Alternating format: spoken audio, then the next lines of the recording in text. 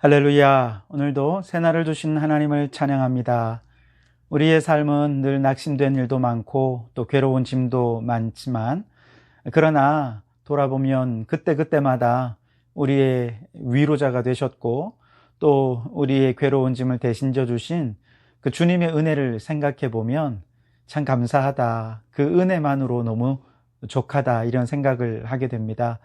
오늘도 그 주님의 은혜를 생각하시면서 내 은혜가 이미 내게 족합니다, 그런 믿음으로 감사하며 살아가는 이 하루가 되시기를 바랍니다. 그래서 찬송가 300장 함께 찬송하시겠습니다. 찬송합니다. 내 맘이 낙심되며 근심에 눌릴 때 주께서 내게 오사 위로해 주시네. 가는 길 캄캄하고 괴로움 많으나 주께서 함께하며 내 짐을 지시네. 그 은혜가 내게 족하네. 그 은혜가 족하네. 이 괴로운 세상 지날 때 그 은혜가 족하네.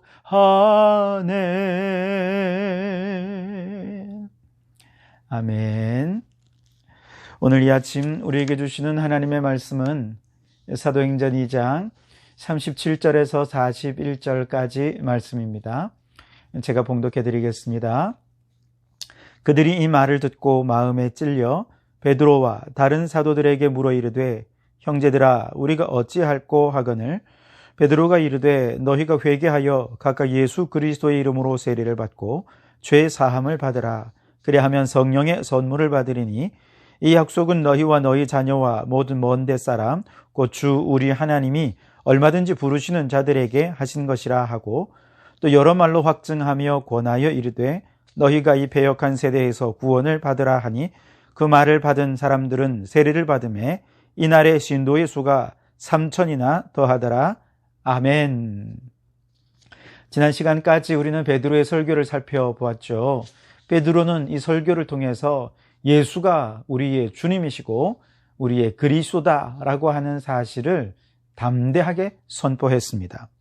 그런데 사실 이 내용은 이미 구약에서 예언되었던 말씀이지만, 그리고 많은 사람들이 그 구약의 말씀을 읽었지만 그 말씀이 곧 예수님을 가리키는 것인지 깨닫지를 못했습니다. 그러다가 예수님께서 부활 승천하셔서 하나님 보좌 우편에 앉으셨을 때 하나님께로부터 성령을 받아 그 성령을 제자들에게 부어주시자 그 성령으로 말미암아 제자들이 이 말씀을 보니 깨달아지게 된 것입니다. 물론 그 전에 예수님께서 부활하셔서 제자들에게 이 말씀을 차근차근 다 가르쳐 주셨죠.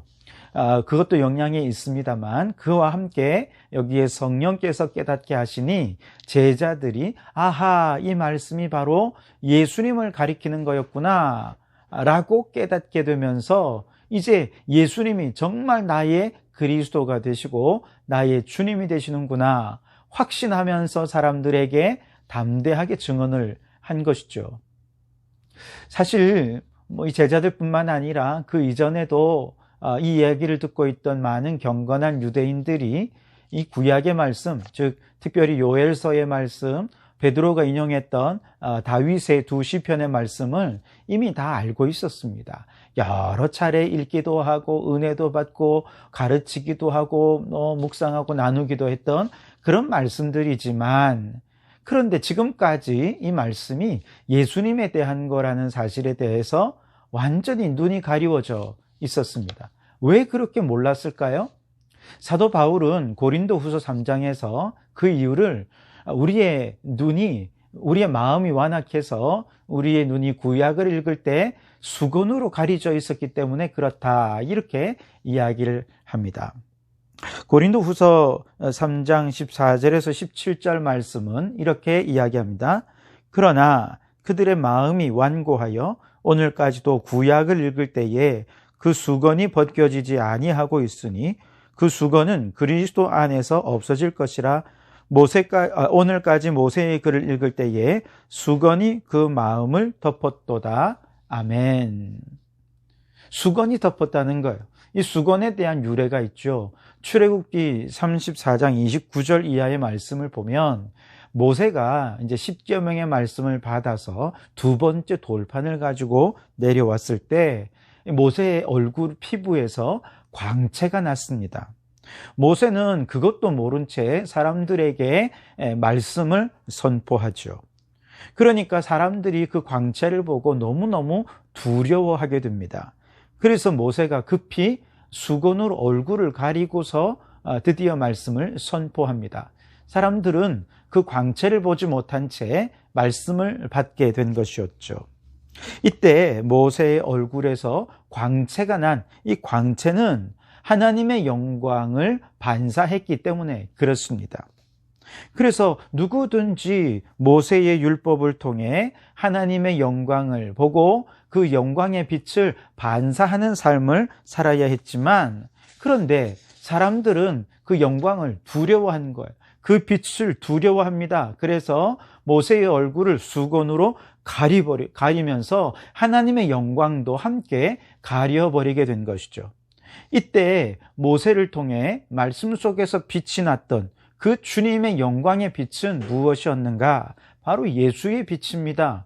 은혜의 빛입니다. 복음의 빛입니다. 그래서 누구든지 구약의 율법의 말씀을 읽고 모세의 말씀을 읽을 때 예수님을 발견할 수 있을 것이고 은혜도 발견할 수 있을 것이었습니다.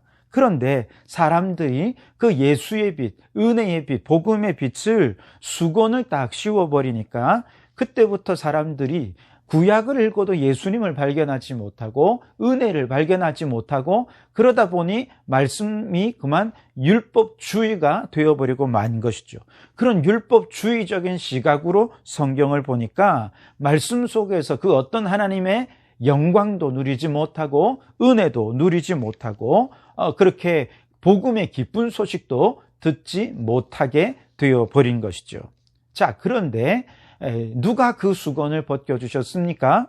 바로 성령님께서 오셔서 그 수건을 벗겨주셨죠. 마가 다락방에 모였던 120여 명의 제자들에게 성령께서 오실 때 이 수건이 벗겨지게 되고 말씀 속에서 드디어 예수님의 영광의 빛을 보게 됩니다. 은혜의 빛을 보게 된 것이죠. 이렇게 복음의 빛이 먼저 깨달아진 사람들이, 그들이 일어나서 주님의 말씀을 선포할 때 그 말씀을 듣는 경건한 유대인들의 마음속에도 동일하게 성령께서 역사하셔서 그 마음에 율법주의라고 하는 완악한 수건을 벗겨주신 것이죠. 이때 성령께서 그 마음의 수건을 벗겨주시기 위해서 행하신 일들이 뭐냐? 먼저 일어난 일은 마음의 찔림을 받는 것입니다. 칼로 그 수건을 이제 잘라서 도려낸 것이죠. 37절에 그들이 이 말씀을 듣고 마음에 찔려, 그렇게 말씀을 하시죠. 즉 베드로가 전한 하나님의 말씀을 들을 때 듣는 사람들의 마음이 찔림을 받았다는 거예요. 이것은 하나님의 말씀이 그들의 마음을 찔렀기 때문인데, 히브리서 4장 12절에 이처럼 우리의 마음을 찌르는 하나님의 말씀에 대해 날선 검에 비유하여 말씀을 하시죠. 하나님의 말씀은 살아있고 활력이 있어 좌우의 날선 어떤 검보다도 예리하여 혼과 영과 및 관절과 골수를 찔러 쪼개기까지 하며, 그렇게 말씀을 하시죠. 즉 하나님의 말씀은 찌르는 검과 같다는 것입니다. 그런데 우리가 무조건 성경을 읽는다고, 무조건 성경 말씀을 듣는다고, 설교 말씀을 듣는다고 그 말씀이 우리의 영혼과 삶을 찌르느냐, 이제 그런 것은 아니죠. 하나님의 말씀이 선포되고 하나님의 말씀이 들려질 때 우리의 마음속에 이것이 찔림을 받으려면 어떻게 해야 되느냐? 성령의 역사가 동일하게 역사해야 된다는 거예요. 그래서 하나님의 말씀이 선포되어 그 말씀이 죄를 찌르고 성령께서 그와 함께 동시에 그 죄가 우리의 양심을 찌르도록 그렇게 역사하실 때 우리의 마음에 찔림을 받게 되는 것이죠. 즉 말씀이 성령과 함께 역사하실 때 우리의 마음에 찔림을 받게 된다는 것이죠. 지금 베드로의 설교를 듣고 있던 경건한 유대인들에게 말씀이 그들의 죄를 찔렀고 그와 동시에 성령께서 그들의 양심을 찌르는 그런 역사들이 일어나게 된 것이죠. 그리고 그 다음이 더 중요한데요. 이렇게 찔림을 받는 것은 얼마든지 또 할 수 있습니다. 그런데 그 다음이 중요해요. 이제 이들이 베드로와 사도들에게 찔림을 받은 다음에 묻습니다. 37절에 형제들아 우리가 어찌할꼬 하거늘. 그러자 베드로가 그 다음 단계를 알려주는데요. 38절에 베드로가 이르되 너희가 회개하여 각각 예수 그리스도의 이름으로 세례를 받고 죄사함을 받으라. 그리하면 성령의 선물을 받으리니. 그렇게 말씀을 하시죠. 즉 말씀을 듣고 성령으로 말미암아 양심의 찔림을 받았다면 그 다음에 어떻게 하라는 거예요? 회개하라. 그렇게 권고하고 있는 것이죠. 죄사함을 받는 것, 이것은 우리가 하는 게 아니라 하나님이 회개하는 우리들의 죄를 사해 주시는 하나님의 역사죠. 세례도 마찬가지입니다. 우리가 회개하여 제사함을 받은 것에 대해서 세례를 통해 하나님께서 우리가 죄사함 받았다는 것을 입증해 주는 표징이 바로 세례가 아닙니까? 그렇기 때문에 이 세례의 역사도 역시 우리가 행하는 일이 아니라 하나님께 행하는 하나님의 역사입니다. 그래서 마음의 찔림을 받은 다음에 우리 인간의 편에서 해야 할 가장 중요한 일은 회개하는 것이죠. 그러면 하나님께로부터 죄사함도 받고 세례도 받게 될 것입니다. 자, 그렇다면 회개가 무엇인지를 좀 알아야 되겠죠? 회개가 무엇입니까? 우선 마음의 찔림을 받았다면 그것은 내 죄가 생각났다는 거겠죠. 그런데 회개란 이 헬라어 단어는 메타노에오라고 하는 단어인데요. 이 말은 다르다 혹은 바꾸다 혹은 다시라고 하는 의미를 지닌 메타라고 하는 단어와 그리고 생각하다라고 하는 단어인 노에오라고 하는 단어가 서로 합성된 합성어입니다. 이 둘을 합성해서 의미를 생각해 보면 다르게 생각한다 혹은 바꾸어 생각한다 또 다시 생각해 본다라는 뜻이 있는 것이죠.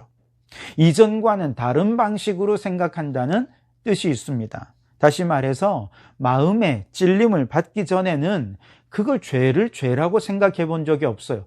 그런데 말씀을 듣고 죄를 죄로 깨달음 받고 찔림을 받은 다음에 다시 그걸 생각해 보니 이게 죄라는 것이 깨달아지게 된 것이죠. 그리고 그 죄로 인해서 자신의 삶이 얼마나 망가지고 있었는지, 자신의 영혼이 얼마나 피폐해져 있었는지 그전에는 몰랐습니다.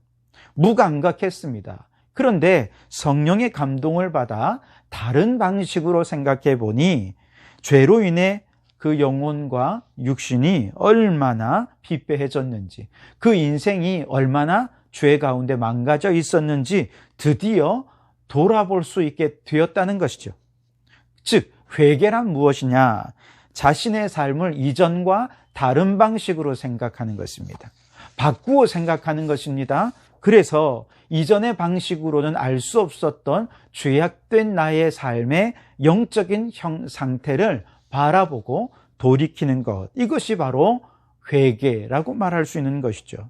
그래서 여러분, 우리가 정말로 하나님의 말씀을 듣고 마음의 찔림을 받았다면 그 다음에 어떻게 해야 되느냐? 마음의 찔림은 무엇을 말하냐 하면 회개하라고 하는 하나님의 권면이고 도전인 것이죠.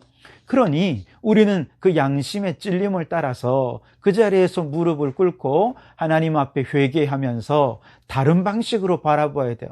이제 내 관점, 내 생각이 아니라 말씀의 관점에서 나 자신을 바라보고, 하나님의 관점에서 내 인생을 바라보고, 하나님의 관점에서 나의 말과 행동들을 바라보면 죄를 죄로 깨닫게 되고, 내 인생이 얼마나 절망의 구렁텅이 속에 빠져 있는지를 비로소 깨닫게 되어서 드디어 그의 삶이 하나님께로 돌이키는 역사가 일어나게 될 것입니다. 이것이 바로 회개라는 것이죠. 아무리 말씀을 들어도 그 양심에 찔림이 없고 회개하지 않는 사람들도 얼마든지 있습니다. 이런 사람들은 결단코 죄사함을 받지 못하게 되겠죠.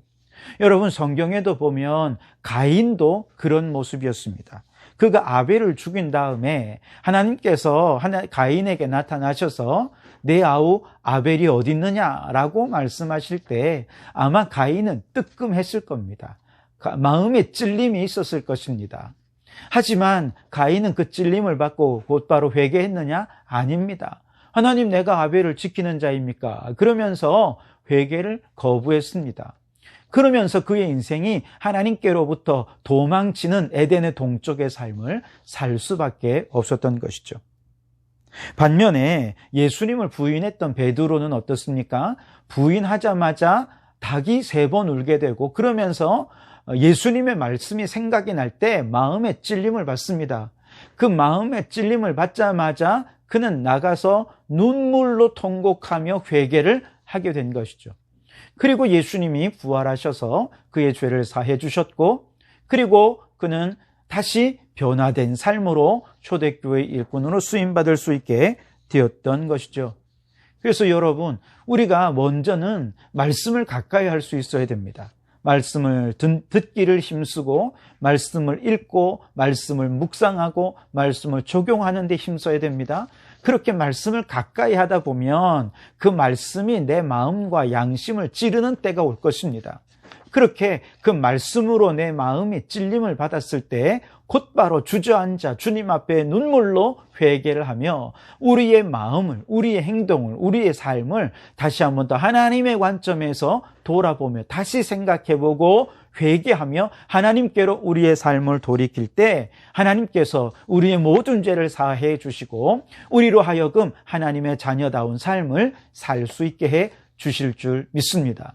그러므로 여러분, 오늘 우리에게 주시는 이 말씀을 마음판에 새겨서 이 말씀을 듣고 마음에 찔림을 받은 모든 성도들이 그동안 말씀을 사모하지 못했었는데, 그동안 기도하지 못했었는데, 그동안 하나님의 뜻대로 살지 못했었는데 양심의 깨달음을 주실 때, 찔림을 주실 때 그 자리에서 눈물로 회개하실 수 있길 바랍니다. 그리고 이 삶을 하나님이 기뻐하시는 삶으로 돌이켜서 하나님이 기뻐하시는 하나님의 백성의 삶을 살아가는 우리 모든 성도들이 되시기를 주님의 이름으로 축원합니다.